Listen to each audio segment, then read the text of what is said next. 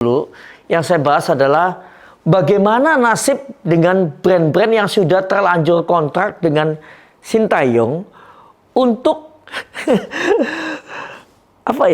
untuk memasarkan produknya di Indonesia. Kita bahas satu persatu karena ini menarik banget. Sudah dipilih dengan diharapkan nanti bakal sampai 2027 kontrak sudah ditandatangani, ternyata dipecat. Nah, gimana nih? Memecat ini kan nggak enak ya. Mending kontraknya habis. Memecat di tahun 2000 dia masuk, dia tuh pasti followernya hanya kecil banget. Di Januari 2022, followersnya sudah naik jadi 871.000. Kemudian April 2024, followers Instagramnya tuh sudah naik lagi jadi 2,4 juta. Gila nggak? Itu di Indonesia yang bisa.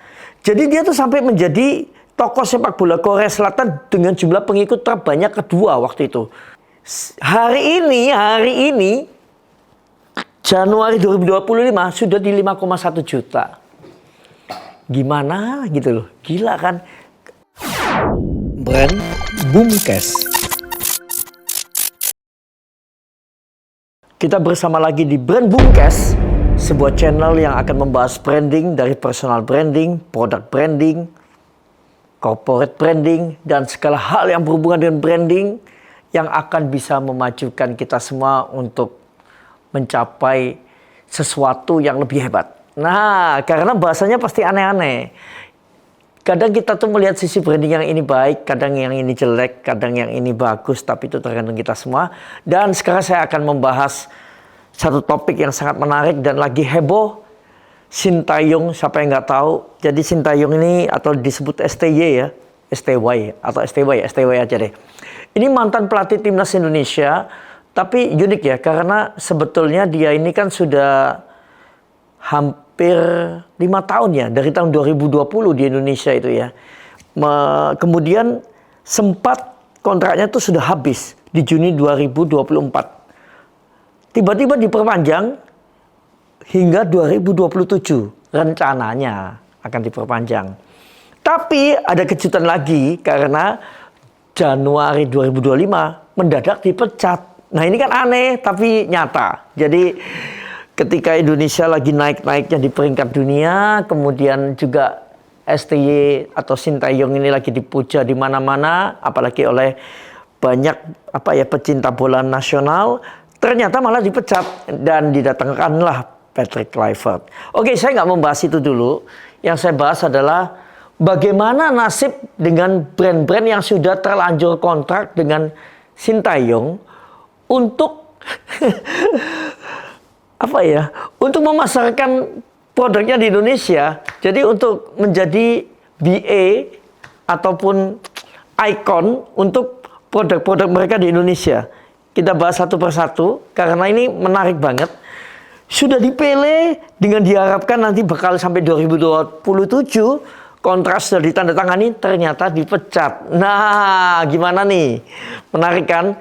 Jadi kita bahas saja, mungkin banyak yang sudah mengontrak tim PSSI secara keseluruhan, tapi kita hanya bahas beberapa dulu deh. Contoh ya, Sintayong kan ada di kontrak sama Bang Hana Desember 2022. Nah, Sintayong ditunjuk sebagai brand ambassador Bang Hana ini dengan kampanye cetak masa depan karena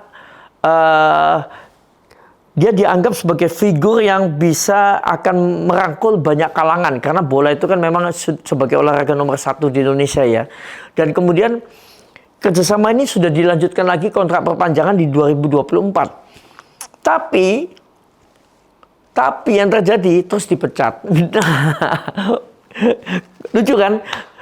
Tujuannya sebetulnya menarik Sintayong ini adalah untuk supaya bisa merekrut nasabah-nasabah muda. Nah, kemudian ada lagi brand InBody.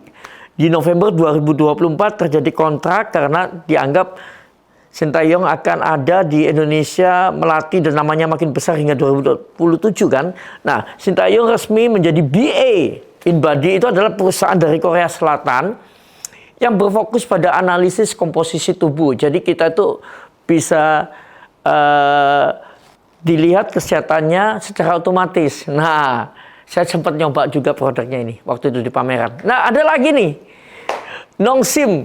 Nongsim ini adalah sebuah iklan produk mie instan dari Korea. Nah, ini cocok banget karena Sintayong itu kan adalah figur orang Korsel yang dicintai masyarakat Indonesia. Apalagi Indonesia juga penggemar mie instan kan. Jadi Nongsim Bulgogi ini sudah ditayangkan di Indonesia dan dalam iklan tersebut menampilkan sebuah tarian energik yang bagaimana menarik perhatian Korea Selatan dan Indonesia. Pokoknya, tapi ada Sintayongnya nih.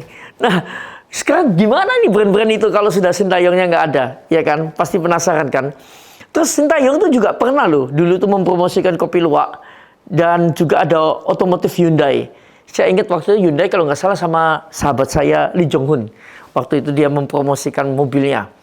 Nah, oke. Kita bahas dulu ya. Sintayong ini kenapa kok sampai diincar begitu banyak brand? Jadi ceritanya Indonesia itu kan memang terkenal pemain media sosial yang luar biasa gila. Dan Sintayong ini juga ada untungnya dia melatih di Indonesia. Kalau melatih di negara lain nggak jadi kayak begini. Karena dia itu followersnya meningkat pesat. Kita nggak bicara yang media lain ya. Kita bilang sosmed Instagram aja. Dari tahun 2000 dia masuk, dia tuh pasti followernya hanya kecil banget. Di Januari 2022, followersnya sudah naik jadi 871.000. Kemudian April 2024, followers Instagramnya tuh sudah naik lagi jadi 2,4 juta. Gila nggak? Itu di Indonesia yang bisa. Jadi dia tuh sampai menjadi tokoh sepak bola Korea Selatan dengan jumlah pengikut terbanyak kedua waktu itu. Setelah Song Heung-min. Nah, menariknya nih, hari ini Januari 2025 sudah di 5,1 juta. Gimana gitu loh. Gila kan. Mungkin dia sudah jadi number one ini. Jangan-jangan di Korea Selatan sebagai pemain bola dengan followers Instagram terbesar. Nah, itu cuma bisa kalau melatih Indonesia. Karena Indonesia demam bola, gila bola, dan pemain medsos yang luar biasa. Dan kita ini rata-rata di ranking 1 sampai 5 dunia tuh kita menguasai. Bahkan TikTok di dunia, jumlah jam terbang paling tinggi yang memakai, jam pemakaian TikTok itu Indonesia loh nomor 1, bukan Amerika loh. Nah, gila kan? Nah, oke, kita lanjut lagi. Jadi popularitas yang semakin meningkat itu hingga menarik banyak brand untuk menjadikan dia BA. Nah, kenapa dia ini cocok banget untuk produk-produk Korsel yang masuk di Indonesia? Karena dia ini kan adalah pelatih berprestasi, dicintain, dan menginspirasi, juga bisa membawa Korean Wave ke Indonesia bersama dengan K-pop, ya kan? Nah, Sintayong ini punya pesona yang kuat karena dia juga terlihat disiplin, karismatik, dan juga go internasional ya. Sudah menginternasional dengan sepak bolanya. Nah, targetnya tentu saja brand-brand ini adalah mengejar target adalah fans sepak bola, komunitas Korea lovers. Korea lovers kan banyak cewek tuh. Dan kemudian juga generasi muda. Jadi dapat semua nih. Istilahnya bakal besar yang makan nih kalau pakai BA-nya Sintayong. Nah, tapi nih ketika Sintayong ini kontraknya apa sih dampaknya bagi brand nih? Kembali ya. Jadi gini. Kita bahas dari positifnya aja kalau pakai Sintayong ya, secara satu-satu dulu. Positifnya satu, meningkatkan brand awareness pasti, karena followersnya banyak. Kedua, mendekatkan brand dengan fans sepak bola dan masyarakat yang menghormatinya. Ketiga, afiliasi dengan figur berprestasi akan meningkatkan kredibilitas produk. Jadi kalau Sintayong itu berprestasi, produknya ikut naik. Oh gila nih. Jangan-jangan makan mie instan ini jadi hebat kayak Sintayong. Kan gitu kan. Nah, kemudian tantangannya adalah, kalau pakai Sintayong ini adalah ketidakpastian arah karir Sintayong. Yang tahu-tahu ya seperti ini nih. Tahu-tahu kontraknya bisa berakhir sewaktu-waktu kalau PSSI memecat. Memecat ini kan nggak enak ya. Mending kontraknya habis, memecat. Ya kan? Nah, kedua, resiko jika Sintayong ini pindah fokus atau terlibat kontroversi di masa depan itu juga bisa mempengaruhi brandnya. Jadi misalnya Kalau seorang public figure itu nanti kena kasus, nggak tahu narkoba, pelecehan seksual, atau apa-apa yang lain-lain, nah itu biasanya juga akan kena brandnya. Jadi brand itu memang agak hati-hati kalau pilih BA. Nah yang ketiga adalah relevansi dengan target market. Jadi target market itu bisa berkurang jika topik sepak bola Indonesia mereka meredup. Jadi kalau misalnya Indonesia nggak berprestasi, terus redup, nggak masuk ke piala berikutnya, nggak ada pertandingan, ya tentunya yang sudah bayar BA juga nggak dapat apa-apa, karena nggak ada yang bicara tentang bola lagi waktu itu, ya kan? Nah, tapi kalau Indonesia naik terus, masuk piala dunia dan lain-lain, wah ya brandnya juga ikut naik semua. Nah, sekarang gini, bagaimana sih strategi brand yang sudah kontrak? Saya kasih tips-tips ya untuk brand yang sudah terlanjur kontrak dengan public figure seperti Sintayong ini. Pertama adalah menguatkan narasi kampanye. Jadi gini, gunakan aja nilai universal seperti kerja keras, disiplin, dan profesionalisme yang diasosiasikan dengan Sintayong. Meskipun mungkin Sintayong sudah nggak ada di Indonesia, tapi harusnya masih bisa dipakai karena namanya masih ada ya, apalagi jejak-jejak prestasinya kan masih ada. Nah, kemudian diversifikasi dalam promosi. Jadi dalam hari ini adalah jangan hanya bergantung pada Sintayong, tapi mulai libatkan influencer lokal atau atlet Indonesia yang lain. Jadi ada mulai peraliannya. Ada jejak-jejaknya, tapi ada mulai peraliannya. Jadi nggak menggantungkan satu orang. Kemudian yang ketiga adalah konten digital dan aktivasi. Jadi optimalkan konten yang sudah ada, seperti iklan atau video, untuk memperpanjang masa kampanye. Jadi kalau dia sudah nggak ada di Indonesia, nggak tahu kontennya itu memang masih ada kayak pesan-pesan Sintayong untuk siapa, pesan Sintayong untuk masyarakat Indonesia, mungkin masih banyak yang mau dengerin kok, kan dia kan dipecat dengan kondisi nama harum ya, nama yang baik ya. Nah, karena ini pun aja pemecatannya masih ada pro dan kontra ya. Jadi memang penting ya dalam fleksibilitas branding itu ya. Jadi kalau kejadian seperti ini kita harus fleksibel. Kita harus tahu bagaimana memanfaatkan momen-momen seperti ini dari sebuah kejadian tapi menjadi viral malahan, ya kan? Nah, kemudian pelajarannya sih sebetulnya dari Sintayong ini tadi kan sudah masukkan untuk brand-brand yang sudah terlanjur kontrak. Jadi pelajarannya sebenarnya gini aja deh. Kalau kalian ingin mencari brand ambassador, apalagi itu orang yang ada terlibat kontrak yang bisa diputus waktu-waktu, itu harus punya strategi yang fleksibel, harus persiapan. Jadi ya contohnya pelatih yang baru ini, saya nggak tahu juga apakah nanti memang jangka panjang, apa tahu nanti juga dipecat lagi, kita kan nggak tahu kan. Nah, kemudian yang kedua, ya siapkan juga plan B. Memang ada yang bilang nggak perlu plan B, plan E aja. Nggak bisa, karena ini melibatkan orang lain. Jadi plan B itu untuk mengantisipasi perubahan karier atau ada sesuatu dengan ambasador ini. Itu harus siap. Jadi jangan jadikan dia tuh benar-benar cuma satu orang aja. Jadi kalau bisa pun BA-nya nggak satu, ada 2 atau 3. Jadi siap-siap kalau yang ini nggak ada pun yang 2 tuh masih ada. Nah yang ketiga, jangan hanya pada fokus wajah atau nama besar, tapi integrasikan nilai ambasador ini dengan visi jangka panjang brand. Jadi yang diingat orang itu bukan Sintayongnya, tapi produknya yang kuat. Kadang itu kan ada orang yang kadang bikin iklan, yang diingat tuh BA-nya, bukan iklannya. Nah ini kalian sudah benar nggak bikinnya?